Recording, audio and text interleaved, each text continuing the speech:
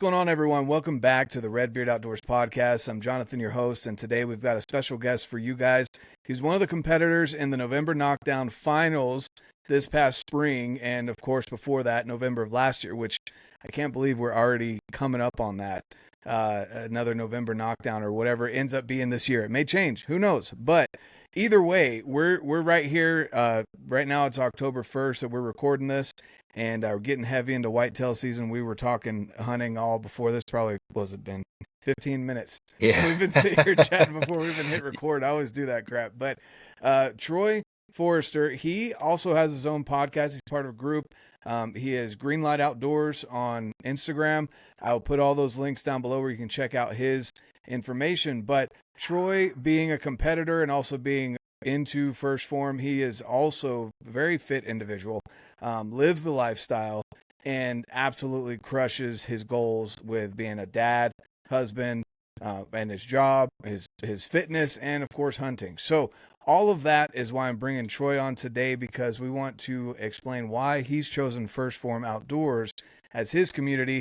Why First Phorm when there's so many other supplement companies out there, and he's teamed up with First Phorm so that he can meet his goals. So with that being said, for people that don't know who you are, Troy, who are you? Well, first off, thank you for, all the kind words. I try. That's all I can say. Just like any of us, try to be a good father, try to be a good husband. And, after those two things, those are the most important. And then, it all rolls downhill from there. Work hard and have fun. So, I guess, yeah, with First Phorm Outdoors, I would say it kind of found me in a way. Just like you said, Greenlight Outdoors, I started that. It's been 2 years ago now. And if you would have talked to me 2.5 years ago, I would have said I'd never had like an Instagram or never been on a podcast. I'm a part of the Bowman podcast with Paul Romano out in Virginia. And it's just been amazing. I mean, you get like-minded individuals together, good people with the, values and ethics aligned, and good things happen. We kind of motivate each other, push each other, and you grow, and it's been an amazing ride with Greenlight Outdoors and the Bowman podcast and First Phorm, and First Phorm Outdoors. And the competition last year was just amazing, or I should say this year was in May. But everybody's looking forward to the one coming. And like you said, whether it's, November Knockdown or if they change the name or however it works out, ever since that competition ended in May, it's been the goal of myself. And then I think every other competitor that was a part of it has been trying to figure out, the edge, if you will, to get back into it. So I'm excited. Yeah, exactly. It's a lot of fun. We've had people say that they are frustrated because it's right in the middle of the rut for whitetail season. We understand that, but also who doesn't get down out of the stand? Mm-hmm. Who doesn't have, how long do the workouts usually take to compete? If you just do it one time, like there's people like, I don't know how many times you've done it. I know like Clint Kingston, there were times where he was doing it like 40 times in a week. He's insane. He's an animal. But yeah, he is. He's very, very consistent, and just trying to always up his game. But, if you do it one time, most of the workouts generally take under 10 minutes. And who doesn't have 10 minutes to go and video themselves, do a workout and shoot a couple arrows at a target? It's usually around 20 yards or so. Yeah. And submit it. Like, who doesn't have that time? And so, right. To the people out there saying that they want to complain about when it is, I get it. Trust me, September's my golden time as a Western hunter. But it's kind of excuses, in my opinion. Well, if you can't get out of the stand. Yeah, and exactly. I mean, we all have busy lives. You and I were chatting before we started recording about how busy we are, with kids and life and work, and hunting season and whitetail. I love it. That's how I got into all this archery stuff is chasing animals. And but at the end of the day, just like fitness, just like eating healthy, or not drinking, or whatever the thing is that you're challenging yourself to do, it is a challenge, and it's hard for a reason. Just like what was it, Andy Frisella, with the 75 hard and everything, he says you don't complain about the plan, you follow the plan. You follow the program and you're not qualified to change it. So it's kind of it's one of those things, if you complain, like you said, it's an excuse, and yeah, we all get busy, but Yeah. if you want something, you go for it. And if you are determined and put your mind to it, it's just that much greater of a feeling if you achieve it, So, and Exactly. honestly, with the whole November Knockdown Challenge, I got into it. I mean, I've said it before, talking to other people, I'm just a normal person, just like you, just like everybody else. We're all normal humans at the end of the day. But my background's military and things like that, and I've always been in decent shape. I didn't play collegiate sports or anything like that. I would have loved to, but I'm just not tall enough. I had the attitude and the desire, just not the physical size, if you will. So, all those things combined. But man, that first Phorm, when they took us to headquarters and we got into the competition, I couldn't believe it. That first week, if we take it back, first week of the challenge, got into it. My wife got into it with me, and I said, I'll give this a shot. I'll try it. I've worked out my whole life, and I'm in decent shape. And really, I had no idea if I would qualify or be even close. And I did it. I did the workout 2 or 3 times, and that's pretty good. I submitted it, and I was in the top 20. And it was like, a light clicked on. I was like, well, you idiot. Like, why try something and only do it, half-assed? Why do it and not go all out? That's just cheating yourself. And so from then on, I said, I got to try. I got to give this my best shot. If I'm, slacking, if you will, and I can get qualified on the board, then I've got to do it. I got to try. So that lit a fire into me for the next 3 weeks. And luckily, I was right there on the cusp of making it or not making it. And fortunately, after the reviews and everything else, I made it. So thankful. I mean, that was, like I said, I didn't go to college, play collegiate sports, but that was the closest I've ever been to being treated like a professional athlete that I could have ever imagined. That was amazing. It was a unbelievable experience. Oh yeah. Yeah, it's cool going in, and from my point of view of going in and getting everything set up, I just volunteered and honestly paid my way to go out there and fly out to help, and just watch this event, and being a part of having some of the sponsors set up that you guys, for people that don't know, like there's an actual legit locker room in the gym that looks like similar, kind of a scaled down college locker room. For D1 athletes, it's super nice and has your name up and everything. They take their time and make sure that you're taken care of, and so we're putting everything in there from the sponsors, and getting bino harnesses and arrows and all of this, gift cards and all this other stuff, and then the personalized touches too. Yeah, each person had something that was personalized to them, other than just the gifts from the sponsors, but there was something that there's a legit team that is in charge of this over there at headquarters that goes through, and the guests that are coming in, they'll go through your Instagram, your social media, and get to know who you are, and then find something that is for you. Some people had scriptures. A lot of people had Christian related things.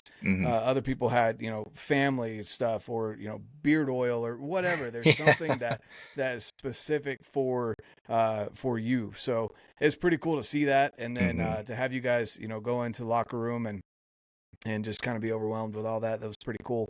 It was a good welcome before you got your butt kicked. Yeah, over there. yeah, for sure. I know. Challenge. Of course, coming into it and being the second year, I had no idea, and it was even hard to find like workouts to train. Like I came into it unsure of even what to practice, or how to prepare myself, which adds to the challenge and adds to the allure of it, once you get in there. But yeah, like you said, the personalized touches, it's just like I've, like you said, first Phorm and the products, I've introduced a handful of people, as many as I can, to the products. And, you make those orders and you get the personalized handwritten notes, and a company as big as First Phorm, they still hold to the values of taking care of each person, and that's, like you said in the beginning, what draws you to First Phorm and First Phorm Outdoors in particular. And it's that individualized touch, it's that value that you do have. And yeah, my son, I've got 3 kids, but my middle son, he's fisherman through and through. I mean, he already can cast an open face reel and take fish off the hook. And we're blessed to live with a pond right behind my house. And that's all he wants to do is go fishing every day. And in my locker in that first Phorm Outdoors was a Plano lure case, for him with Forrester on it and everything. It's just stuff like that. Like you said, you don't see anywhere else, and me personally, I've never been treated that way, if you will, or even, felt that way about something like that. So it was just amazing to be a part of it. Yeah, for sure. It really is. It's a special community. And speaking of special, I don't recommend people do this all the time, but I'm going to have some of this right now. There you go. Even though it's like 7:00 at night. I'm running solo right now. My wife is out of town because I told her she needs to get out of the house because I get out of the house during hunting season. So I was like, go make friends, go travel. I'll take care of the family at home.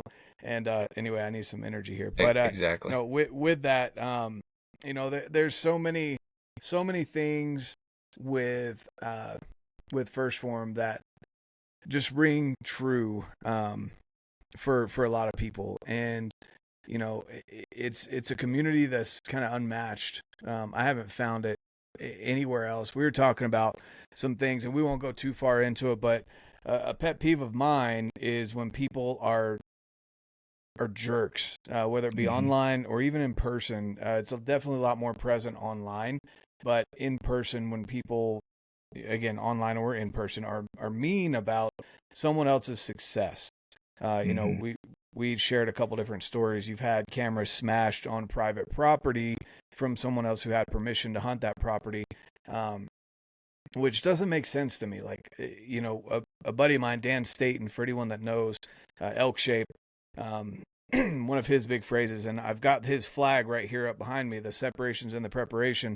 That was a gift from him, which I very much appreciate. But another one of his phrases that I love is, your success will not get in the way of my success. Right. And it's not being cocky or overconfident or anything like that. It's just, when you're hunting public land, when you're doing things publicly, there's going to be natural competition. And you can either go the route of being a complete jerk and being upset about it and calling things your spot, or, stuff like that. That just, I'm like, it makes me cringe. It's like nails on a chalkboard, because I'm like, it's not your spot unless you paid for it. Like, that's just public land, right?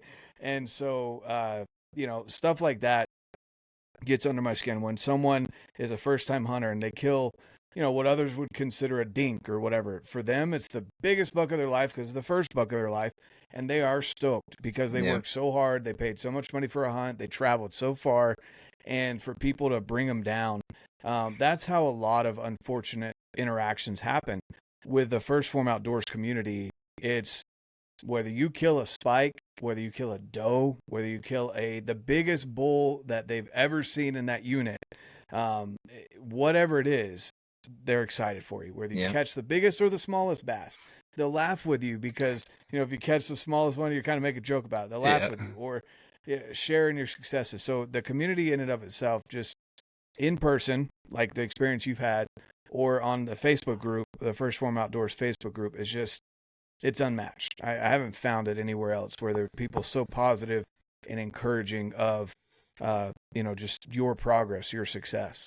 Yeah, and that's what I've brought that up a lot. I've got into saddle hunting since I started archery hunting. I grew up in Kansas rifle hunting and hunting upland birds, pheasants, quail, and doing all those things as a kid, and that got me hooked. And fishing and just doing all those things, and then took a break for a few years, a lot of years with the military. I was always coming and going and gone, and got back into it finally once I moved back up to Ohio, or to Ohio, I should say. And there's something about the woods, that calms me down, and gives me peace. And every hunter, whether you're religious or not, male, female, doesn't matter, but there's a certain thing that happens to you. To me, in my eyes, there's a connection, or I guess that's the best way for me to put it. There's a connection that can be made if you allow it to happen. And what I tell everybody, whether you want to go shoot a deer, elk hunting, whatever, whether you want to go hunting to actually harvest an animal, or you just want to go to experience nature that doesn't know you're there, I said, whatever the case may be, you don't have to harvest an animal to get that feeling. You don't have to go out and kill something if you don't want to kill something. You don't, none of that matters. What matters is when you get into the woods and nothing else knows you're there and it comes alive around you. It's just such an amazing feeling, you know, and there's something about, and, you know, it's primal, you know, it's like I tell my wife all the time, you know, I need this for my soul. Like I need to go hunting, you know, and it's not that I need to go kill something, you know, even though we all want to chase big bucks and giant elk and do all those things, you know, as a man, that's awesome, you know, tell your buddies and enjoy those experiences. But there's a connection to be made, you know, like they, you know, they say you carry the heaviest load into the woods, you know, and then as a man you can leave, you know, at peace, you know, and things like that. There's different experiences for everyone.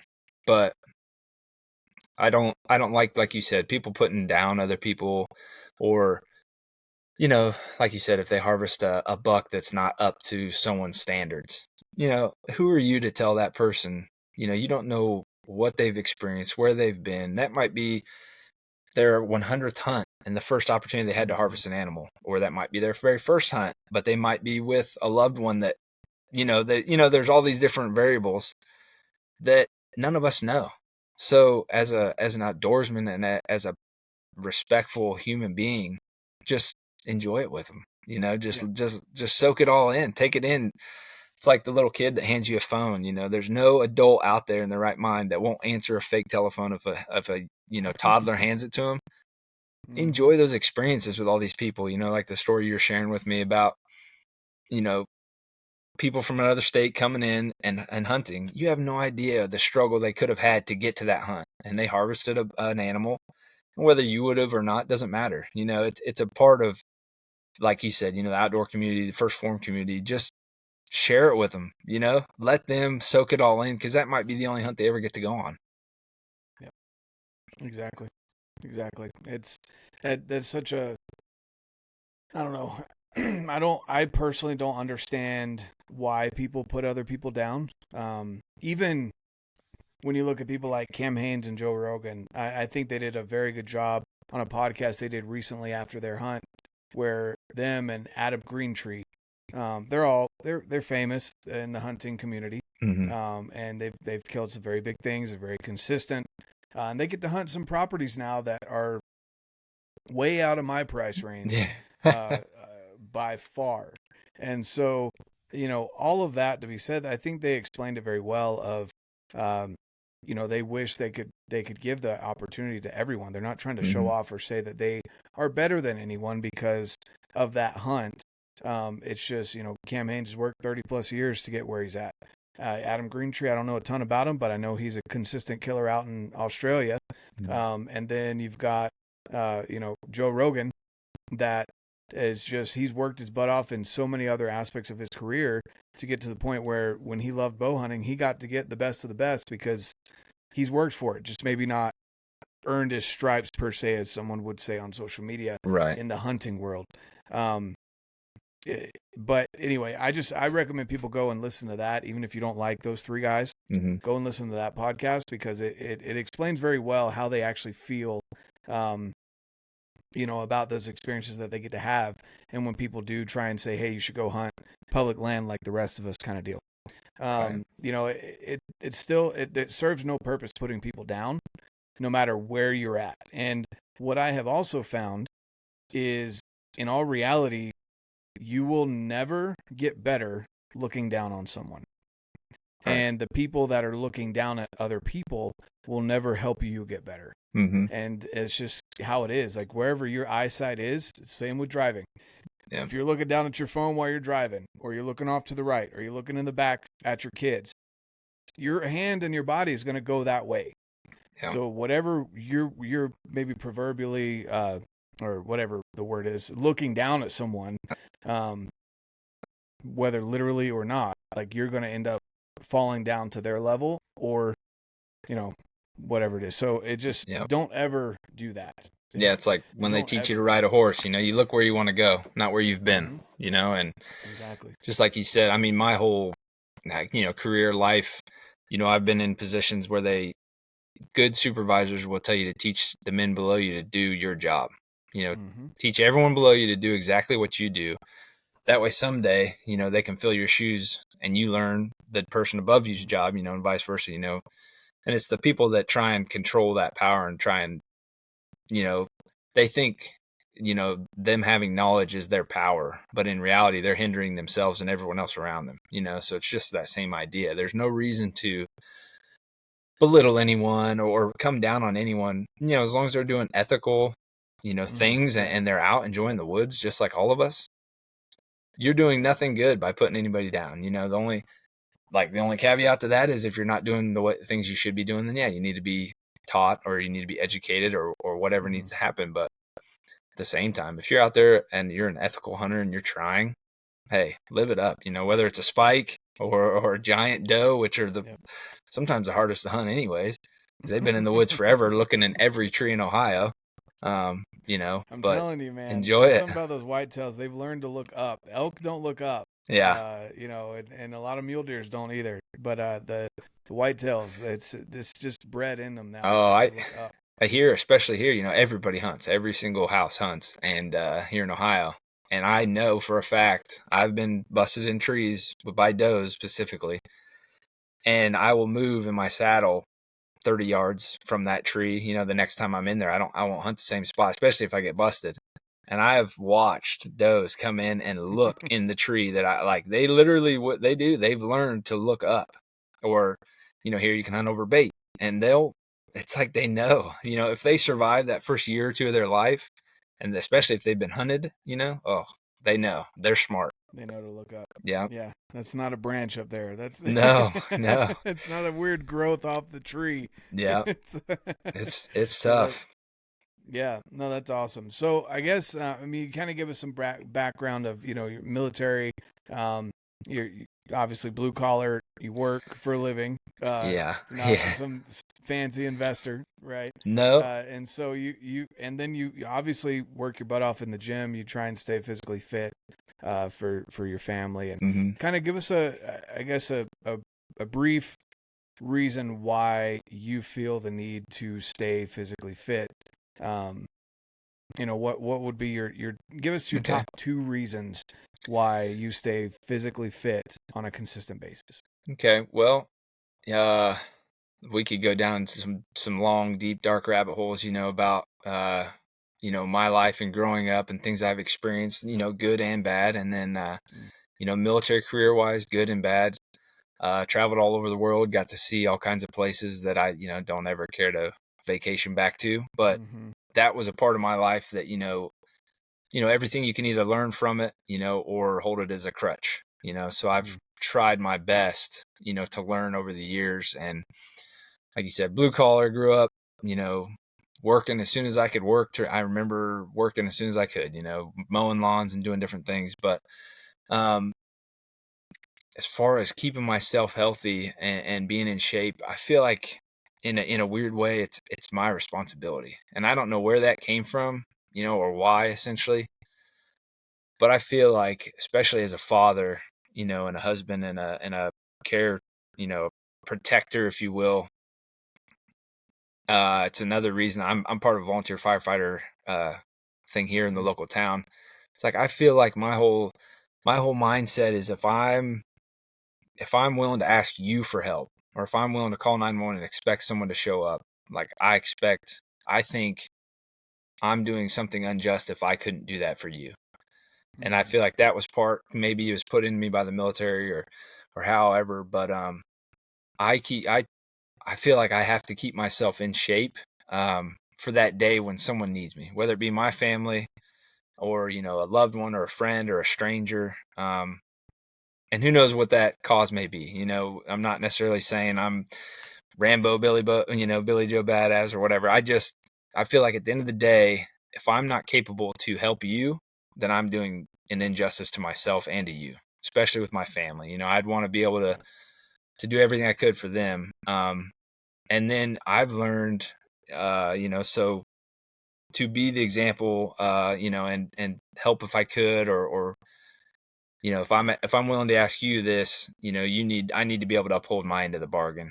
So that would be one side of the fitness thing for me, is just, I feel like I need to, I feel like I should. And then the other is just my health. Like I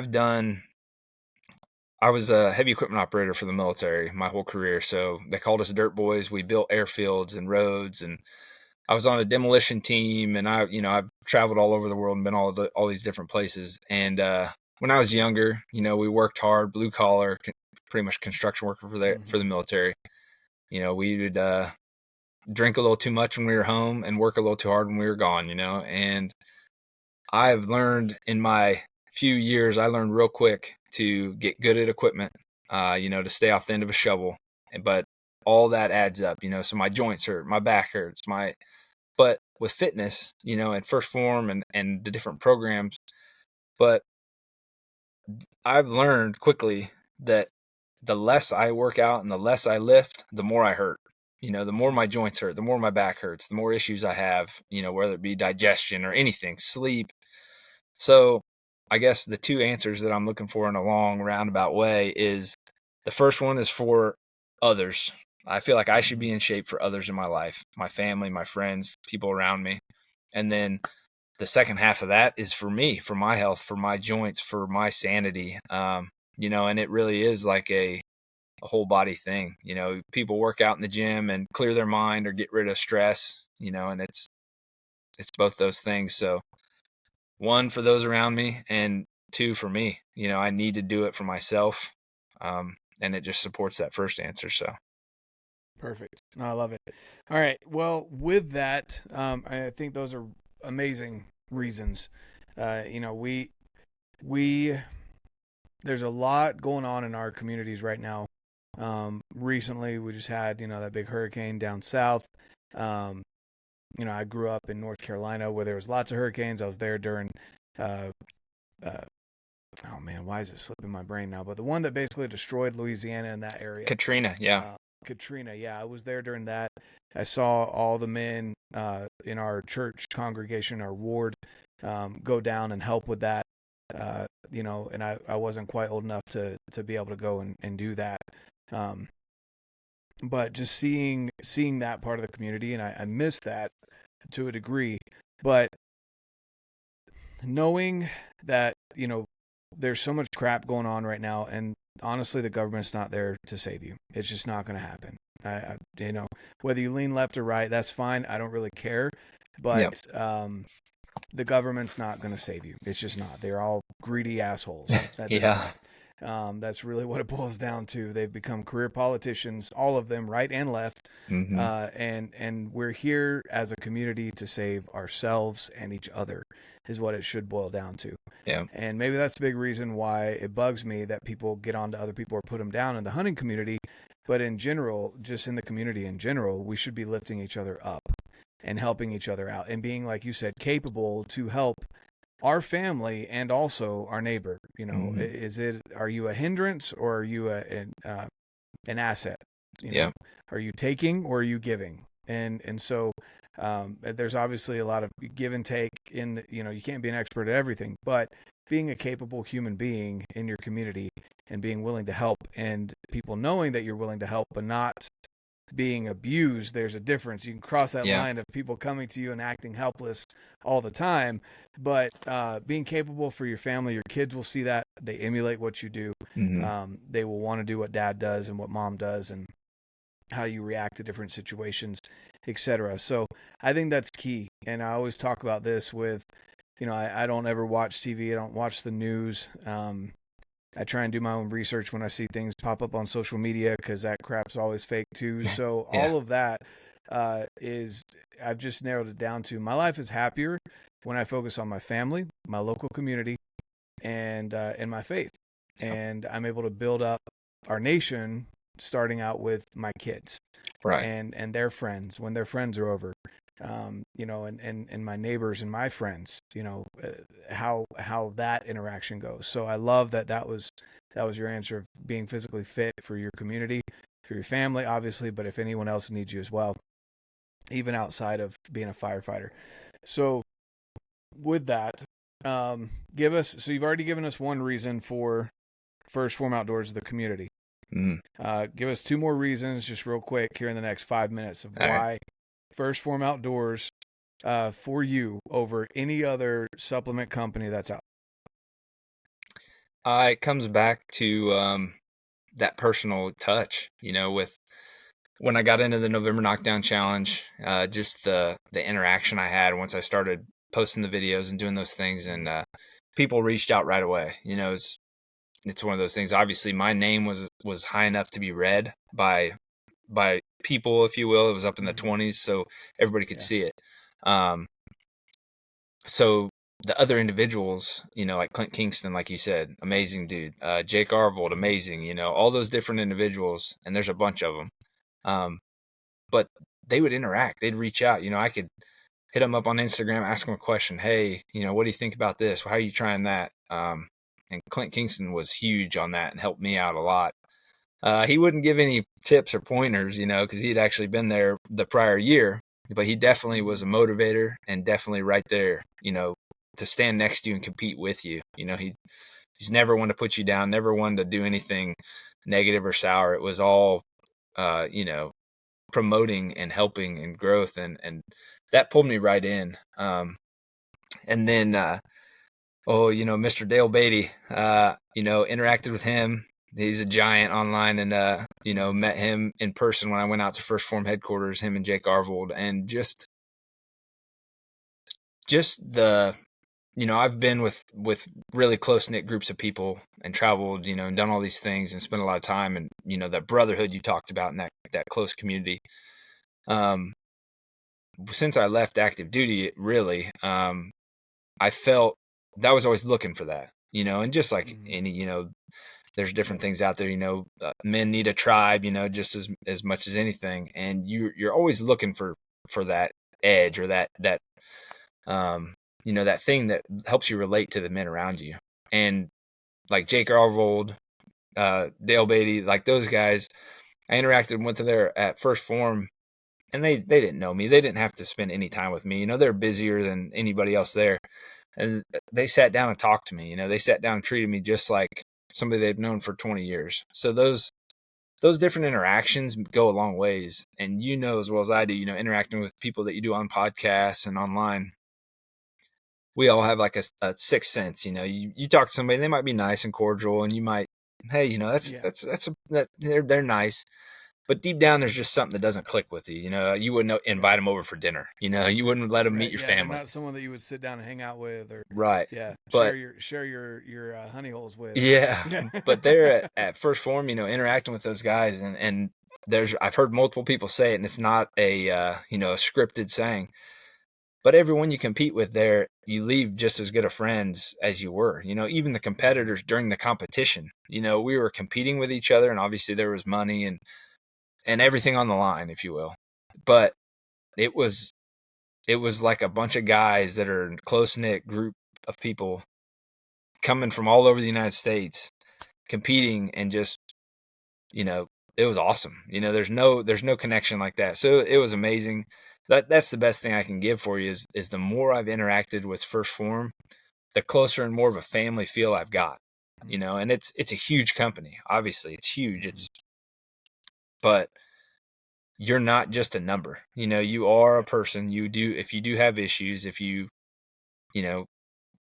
they really do want to promote, and like Jake and all those guys, I'm horrible with phrases, if you will, and things that they say, but they really are promoting a lifestyle and a change in people, not just supplements. They're not just trying to get you to drink protein and energy drinks and whatever.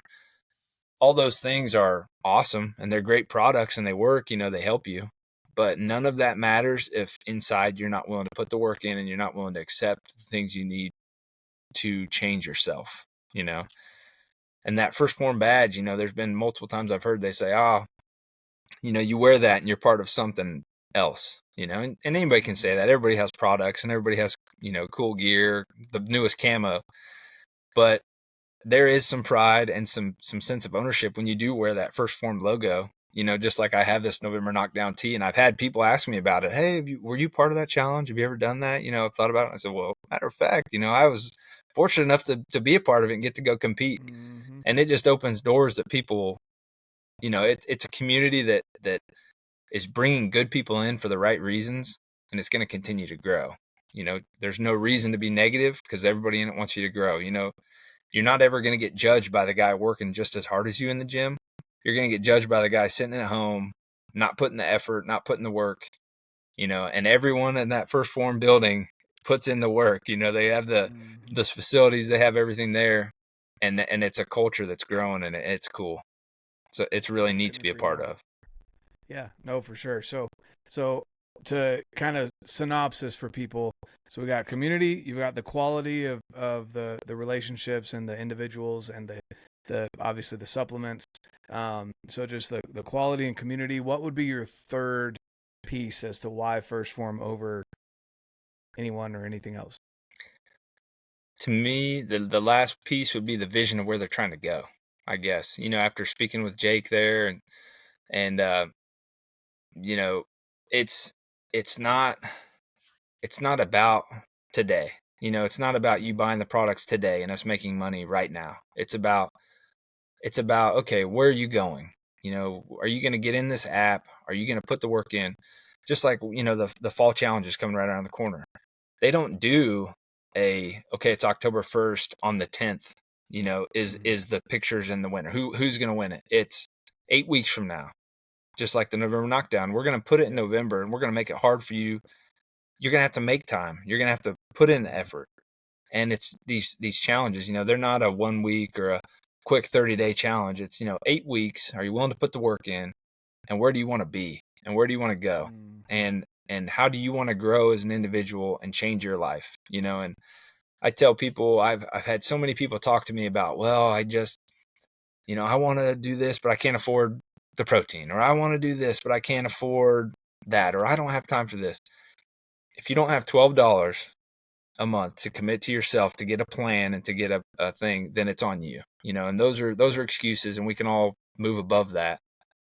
But at the end of the day, First Phorm and the community and the idea, is how can you grow for tomorrow? And just like you said, and this day and age, it's crazy. I mean, look at the news today. We've got Iran attacking Israel. We've got 4 states that are flooded out of control and wiped off the map by a hurricane. We've got crisis after crisis after crisis.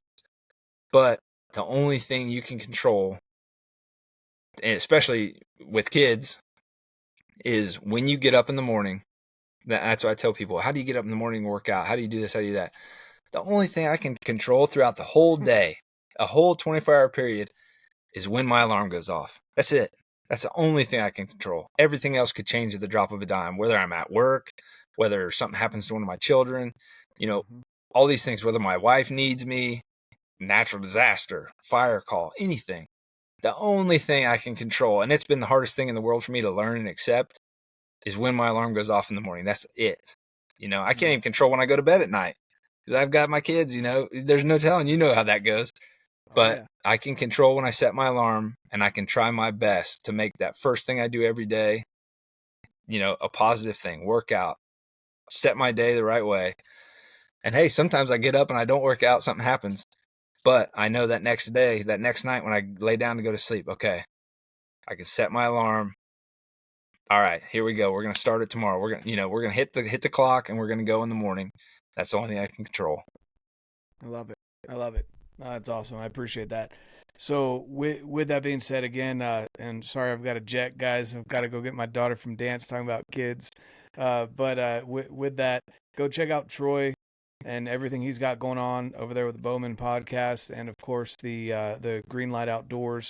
And we'll have to get you back on for a full length episode here near the end of the year after you've smacked some whitetails. There we go. Yeah, I'd love it. And after I've killed my first whitetail buck. Let's do it. Hey, you're welcome here anytime. We might have to, we'll find some places to go for sure. You be careful. I'll end up in Ohio. Hey, come on out. There's plenty of public land. We can find something. That's awesome, man. Well, I appreciate it. And guys, again, I'll leave all the links down below where you can check out Troy and what he's got going on. I highly recommend you go and see what he's putting out there. Again, as a dad, as someone who is focusing on keeping his health, for again the community, and being a dad, and of course being part of First Phorm Outdoors. So with all that, thanks again, Troy, for your time. And like I always say, guys, get out, live your life, and love it. That was cool. Awesome. Cool. I don't know why it's been doing this lately, where I click stop, but it's still ticking down. So eventually it'll stop. But with that, I'm trying to think of, because it's still ticking. What in the world? I just have to make sure that everything's uploaded. So when I leave the studio, do you see where it says 99% uploaded? It's got a little progress bar. Yeah. Okay. So once that hits 100 and it says you're completely uploaded, you're good to just shut out, like close out of it all. Okay.